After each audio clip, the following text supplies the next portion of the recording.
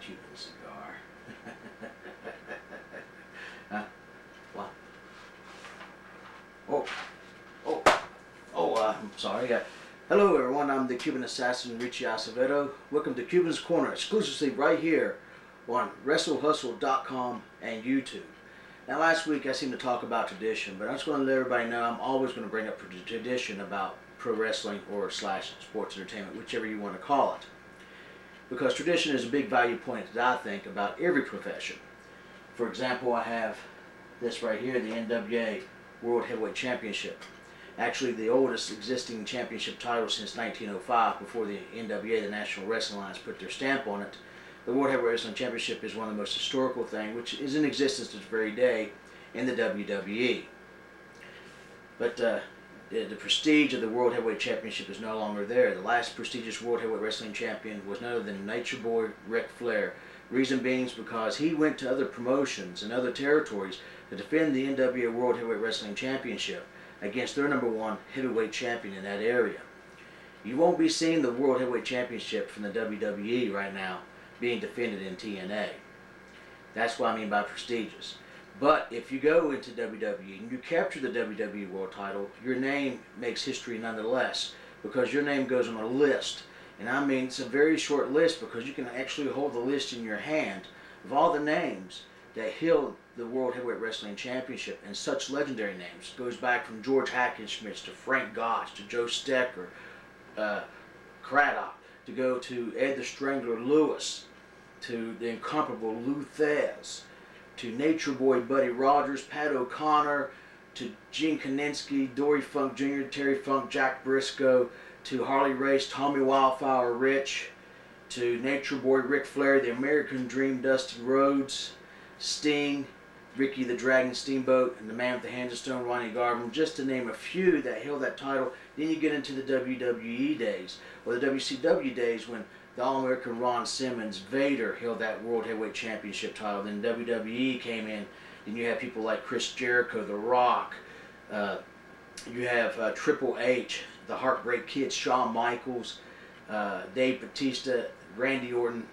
Synonymous. Your name becomes legendary when you get the WWE World Heavyweight Wrestling Championship, because it is the oldest World Heavyweight Wrestling Championship since 1905. Make no mistake about that. I like to talk about some of the changes in wrestling that went along the way since those times. I mean, and I think change is good. I mean, a lot of people don't like change. It took a while for me to get adapted to saying pro wrestling to sports entertainment, and to actually say that kayfabe is no longer a big deal. But that's not a bad thing. Change is a good thing, I think, because you can look back every 10 years and every decade, and you can see that the history that wrestling has. You can see the different time periods. Since before television, you had the Hollywood workouts and the Hollywood movie serials. Then you get to the 1952s, and television came along, and you had the incomparable Lou Thesz as the World Heavyweight Wrestling Champion. Then you came along to where it would actually go into the 60s, and you can see the difference from the 60s to the 50s, and see the difference from the 70s to the 60s, and then the 80s to the 70s and 90s, and so forth until the current date. And we're going through a change now, because it's now 2010, which means 10 years have went by and a lot's changed, because, you know, WWE is the main driving force, and they'll always be around, and that's not a bad thing. I'm not going to knock success. And like I said, I'm not going to blame Vince McMahon for any of the territories. He had a great idea. He's a realist, idealist, and he was right. I hate to say that, and I know a lot of people probably won't agree with me on it, but let's go ahead and look at the facts as they may be. Vince McMahon made the biggest change in wrestling, took the biggest gamble, risked his actual life, because during the time that he actually took over the company from his father, and he took the Worldwide Wrestling Federation over and then changed it to the World Wrestling Federation, later on to be known as WWE, World Wrestling Entertainment. He made the biggest gamble, because then if you broke kayfabe, it could end your career, or possibly could be a thing out there against your life. But putting that all aside, I think change is good, because you can look at the richness of our history, of our profession, of our industry. That's what's really important, is preserving our history. So you can go back and look at the Gorgeous George, the Pat O'Connors, the Buddy Rogers, the Lou Thesz, the Argentine Rockas, the Sweet Day Sickies, the Bobo Brazils, the Ox Bakers, and so forth. it's great to be able to look in a time period and to sit there and look at the guy at the time. Say in the 1920s, the guy at the time was Ed Strangler Lewis, which was the big transformation of our industry when they developed the first wrestling card with time limits introduced. Because that Ed Strangler Lewis and Joe Stecher wrestled 5.5 hours, it had to be changed. The industry had to change. It changed from the very beginning. From the beginning of caveman, when technology was first invented, it changed. Technology progresses, it pushes us forward in a different direction. You can look at Hollywood movies and old sitcom TV shows. Look, Vince McMahon took a gamble and he made the biggest break. It had to be done. Just like when it came out on to be first color TV, when from black and white to color, the first color television was Batman and Robin, the TV series. The very first big change in TV sitcom was All in the Family. It made the big changes to be more of an adult entertainment of the world.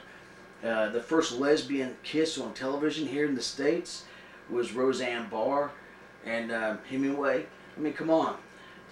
You have to do things and make changes. And listen, I want to point out, they even said to Roseanne that her show would be over with, they'll call it off, pull it off the air if she did that kiss. She did the kiss and she lasted so many more years and she called it quits in her own show.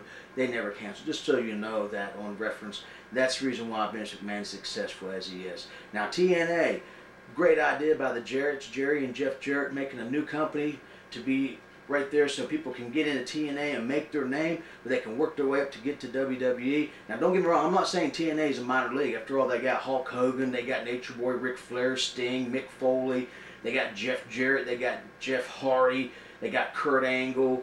They got a lot of great talents that makes them a mainstream company, but they're a totally different company other than the WWE.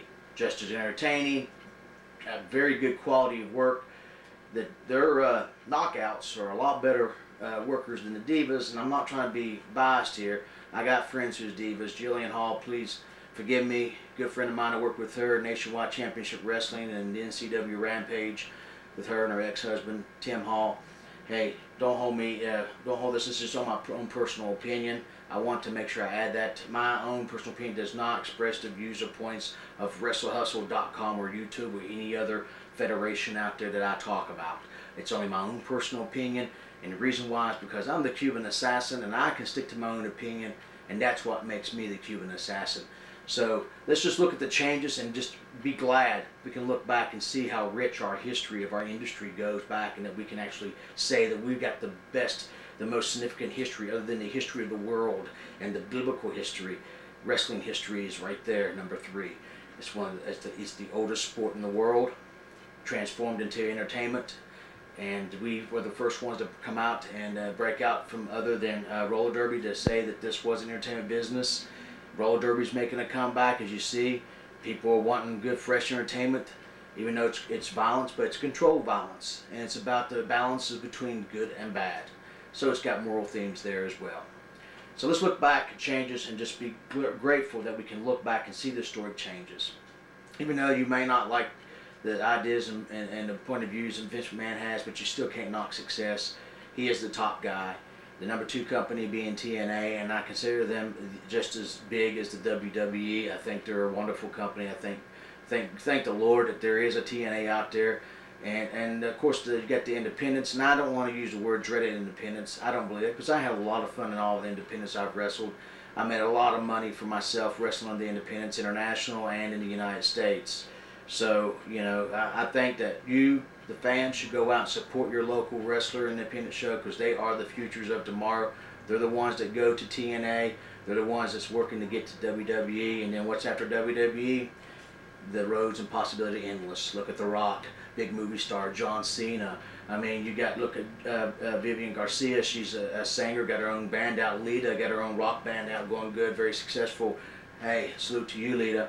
You know, and so, I mean, let's just go and keep and just be proud of what we have in our industry today. This is the Cuban Assassin, Rich Escovedo in the Cuban's Corner. I'll see you next week right here on WrestleHustle.com and YouTube. And remember, it's okay to say, because the Cuban has his way. See you next week.